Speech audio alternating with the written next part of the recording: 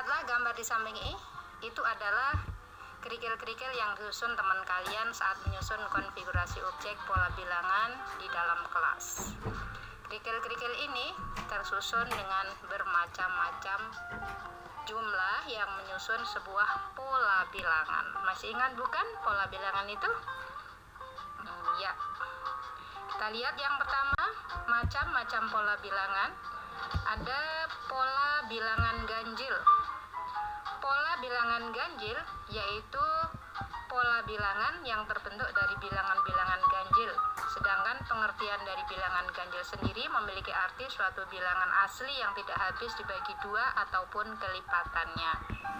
Pola bilangan ganjil tersusun misalnya 1, 3, 5, 7, 9 dan seterusnya. Kalau kita memiliki korek, batang korek kita susun ya membentuk sebuah segitiga. Kalau gambar segitiga ini 1, maka berikutnya membentuk 3 buah segitiga. Ya, berikutnya ada 5 buah segitiga dan seterusnya. Ini adalah pola bilangan ganjil. Selanjutnya, dari pola bilangan ganjil ini akan tersusun rumus yang mudah kita ingat. Bagaimana kita menentukan rumusnya? Rumus-rumus ini kita ambil dari pola bilangan 1, 3, 5, 7 misalnya sampai N bilangan. Maka kita lihat pada suku pertama kita dapatkan 1, maka 1 itu memiliki makna 2 dikali 1 dikurangi 1. Demikian juga 3, 2 kalikan 2 dikurangi 1.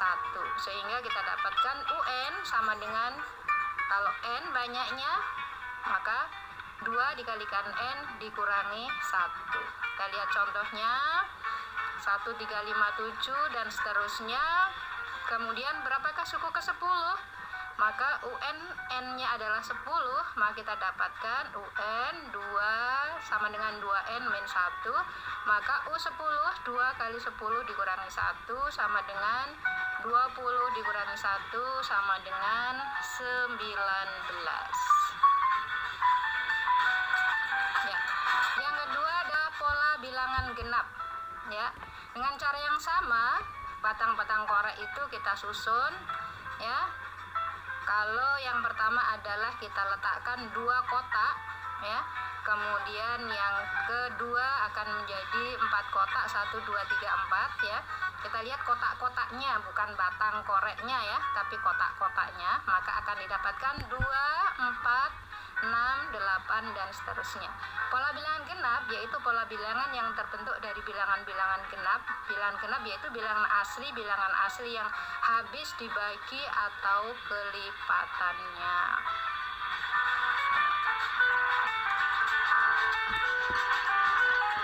Ya. Sehingga rumus pola bilangan genap sama mencarinya dengan kalau U adalah U pertama itu 2, maka kita kalikan 2 kalikan N yang berarti N-nya 1, kemudian suku kedua adalah 4 kalikan di sini 2 kalikan 2 berarti 4, kemudian kita dapatkan yang ketiga itu adalah 6, itu berasal dari 2 kalikan 3 dan seterusnya. Sehingga kita dapatkan dalam pola bilangan genap itu UN sama dengan 2 kali N, di mana UN ini adalah suku ke N ya. Kita lihat contohnya 2, 4, 6, 8, maka suku ke-10 nya adalah UN sama dengan 2N, U10 sama dengan 2 kali 10 sama dengan 20. Bisa dimengerti ya? Kita lanjut ke pola bilangan persegi. Pola bilangan persegi dengan cara yang sama, kalian lihat konfigurasi objeknya. Kalau kita ambil misalnya ini noktah atau titik ya, misalnya ya dari tadi kerikil atau benda-benda yang lainnya disusun ya, kita ambil di sini misalnya sebuah titik, maka 1 diisi 1, kemudian yang kedua adalah 4, pasangkan ada 4 titik ya. Kemudian yang ketiga, yang keempat dan yang kelima. Bisa kita lihat susunan bilangannya adalah 1, 4, 9, 16, 25. Bisa kita amati di sini angka 1 itu kita peroleh dari 1 kuadrat. 4 karena suku kedua 2 kuadrat atau 2 pangkat 2. Demikian dengan suku ketiga 3 pangkat 2 dan seterusnya. Sehingga rumus pola bilangan persegi bisa kita lihat suku-suku yang ada di sini ternyata dikuadratkan menjadi UN sama dengan N pangkat 2. Iya, UN sama dengan N kuadrat. Sehingga kalau kita mencari suku ke-10, UN sama dengan 10 kuadrat, yaitu 100. Ya. Demikian pola bilangan persegi panjang dengan mudah kita dapatkan juga. Karena bentuknya ini titik-titik tadi kita buat persegi panjang, ada 2, kemudian 6, kemudian 12, 20 dan seterusnya. Ya. Pola bilangan persegi panjang yaitu sebuah barisan bilangan yang membentuk pola persegi panjang. Kita dapatkan, untuk mendapatkan rumusnya ini kita masukkan suku pertama adalah 2, kita peroleh dari mana?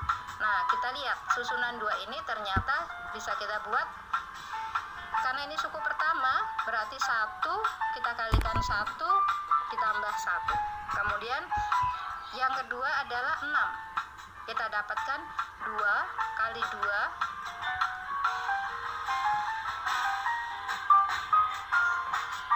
ditambah 1, sehingga kita peroleh UN itu adalah N kalikan N plus 1 ya. Jadi dikalikan dengan yang ada di belakangnya, ini mestinya pakai kurung ini tandanya ya. Jadi 10 bukan 10 kali 10, tetapi di sini adalah N dikalikan dengan N plus 1 ya.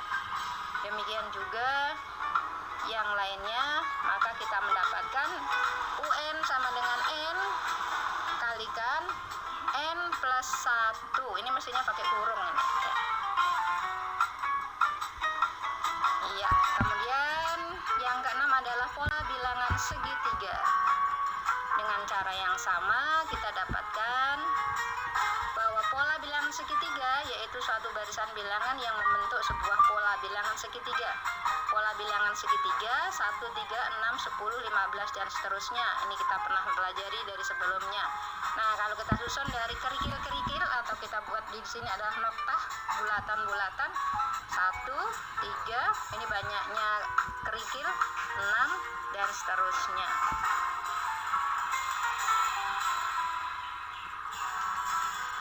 Nah, rumus pola bilangan segitiga ini bisa kita dapatkan iya, dari suku pertama, suku kedua, suku ketiga dan seterusnya. Kalau masing-masing suku ini N ya, kita N1 berarti di sini setengah kalikan 1, kemudian dikalikan dengan 1 plus 1 ya, kita akan dapatkan 1. Demikian juga suku kedua, suku ketiga dan seterusnya, sehingga pada suku ke N kita dapatkan setengah N kali N plus 1 ya. Pada contoh-contohnya bisa kita lihat dari suatu barisan bilangan 1, 3, 6, 10, 15 dan 30, 21, 28, 36, maka suku ke-10 pada bilangan segitiga itu adalah UN sama dengan setengah N kalikan N plus 1.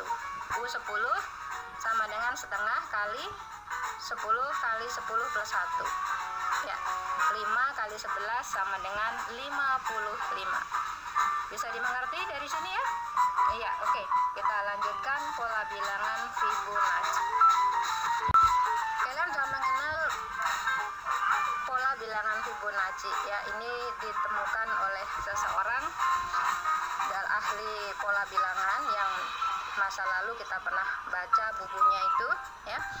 Maka pola bilangan Fibonacci yaitu suatu bilangan yang setiap sukunya merupakan jumlah dari suku di depannya. Kita ambil misalnya di depannya adalah 1 ya, maka ini mestinya 1, 1, 2, 3, 5. Jadi 1 ini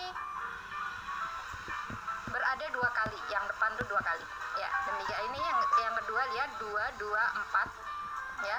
6, 10, 16, 26, 42 dan seterusnya. Jadi kita ulang pola bilangan Fibonacci. Yang pertama adalah 1, 1, 2, 3, 5. Jadi ini dijumlahkan menjadi suku yang ketiga. Kalau pertamanya 2, maka 2 berarti ini dijumlahkan 4, kemudian ini dijumlahkan lagi 6, 10 dan seterusnya. Demikian juga kalau 3, misalnya berarti 3, kemudian 6 dan seterusnya. Iya, itu adalah pola bilangan Fibonacci. Kemudian ada satu lagi, yaitu pola bilangan segitiga Pascal. Nah, ini bilangan Pascal ditemukan oleh orang Perancis bernama Blaise Pascal ya, sehingga dinamakan bilangan Pascal.